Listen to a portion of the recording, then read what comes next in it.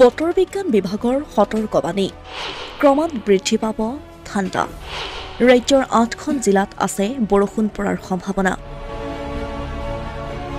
পুৱাৰে পৰা ঘন কুঁৱলীৰে আৱৰি আছে গুৱাহাটীৰ আকাশ একেই পৰিৱেশ দেখিবলৈ পোৱা গৈছে ৰাজ্যৰ অন্যান্য প্ৰান্ততো কুঁৱলীৰ আচ্ছাদনৰ বাবে ৰাজ্যত বতৰে সলাইছে ৰূপ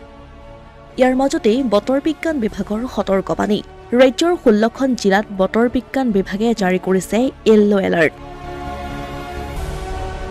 লগতে ৮খন জিলাত বৰষুণ হোৱাৰ সম্ভাৱনা ব্যক্ত কৰিছে বতৰ বিজ্ঞান বিভাগে কোকৰাঝাৰ ধুবুৰী দক্ষিণ শালমৰা গোৱালপাৰা নগাঁও পশ্চিম কাৰ্বি আংলং হোজাই কাৰ্বি আংলং হাইলাকান্দি শ্ৰীভূমি মাজুলী যোৰহাট শিৱসাগৰ চৰাইদেউ ডিব্ৰুগড় আৰু তিনিচুকীয়া জিলাত বতৰ বিজ্ঞান বিভাগে জাৰি কৰিছে য়েল্লো এলাৰ্ট বতৰ বিজ্ঞান বিভাগে য়েল্লো এলাৰ্ট জাৰি কৰা জিলাসমূহ বৃহস্পতিবাৰে ঘন কুঁৱলীৰে আৱৰি থকাৰ সম্ভাৱনা আছে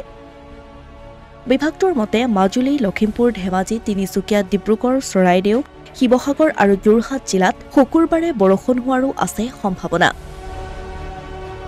ইফালে ঘন কুঁৱলীৰ বাবে ঠায়ে ঠায়ে ৰেল সেৱাৰ লগতে ফেৰী সেৱা বন্ধ হৈ পৰাৰো আহিছে খবৰ অসমীয়া প্ৰতিদিন ডিজিটেল ডেস্ক